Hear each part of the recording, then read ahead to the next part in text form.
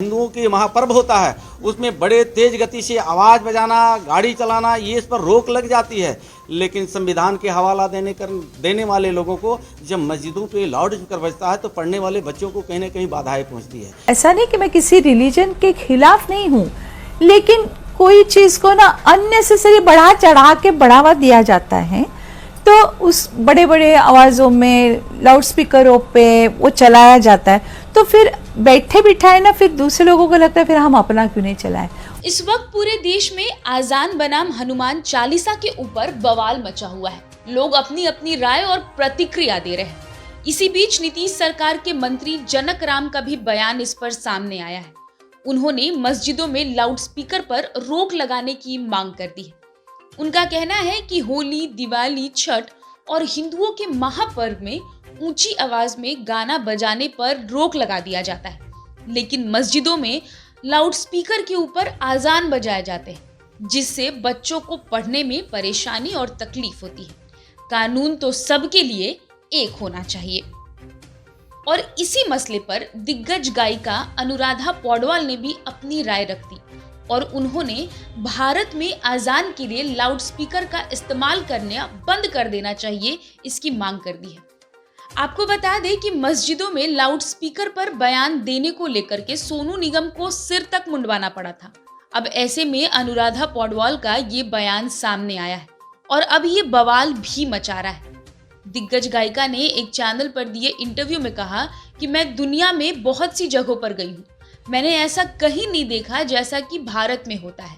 मैं किसी भी मजहब के खिलाफ नहीं हूँ, लेकिन भारत में इसे जबरन प्रोत्साहित किया जा रहा है। इसके चलते अन्य समुदाय सवाल उठाते रहेंगे। यदि वो लाउड स्पीकर का इस्तेमाल कर सकते हैं तो फिर हम क्यों नहीं। उन्होंने कहा कि अगर देश में लोग लाउड स्पीकर पर यूं ही आजान चलाते रहेंगे तो लोग हनुमान चालीसा में भी ऐसा ही करेंगे, इससे फायदा होगा।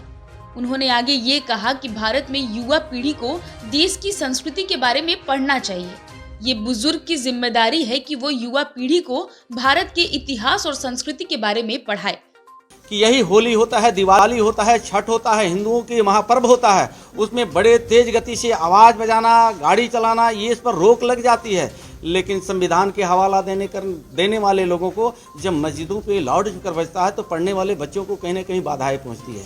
तो कानून जब देश का संविधान और अम्बेडकर साहब के दिए हुए संविधान के, तो बाबा साहब के हवाला दे करके संविधान की बात करके एक वर्ग को आपने कहीं ना कहीं रोक लगा देते हैं, तो मस्जिद पर भी रोक लगनी चाहिए। उस पर तेज गति से, तेज आवाज़ से अगर लाउड स्पीकर बजता है तो वहाँ आस पड़ोस सभी समाज के, सभी धर्म के लोग अगर रहते हैं तो कहीं ना कहीं बाधाएं पहुँचती है। और ये जनता की ये मांग है ना। ये मैं ज़रूर कहूँगी कि जैसे मैं भी दुनिया में कई जगह पे मैं ट्रैवल कर चुकी हूँ, और जैसे हमारे यहाँ पे मतलब ऐसा नहीं कि मैं किसी रिलीजन के खिलाफ नहीं हूँ, लेकिन कोई चीज को ना अननेसेसरी बढ़ा चढ़ा के बढ़ावा दिया जाता है, तो उस बड़े बड़े आवाजों में लाउड स्पीकरों पे वो चलाया जाता है, तो फिर बैठे बिठाए ना फिर दूसरे लोगों को लगता है फिर हम अपना क्यों नहीं चलाएं।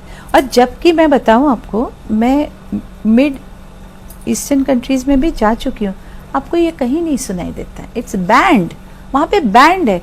तो जहाँ उनके अपने देशों में बैंड है तो यहाँ पे क्यों है ना।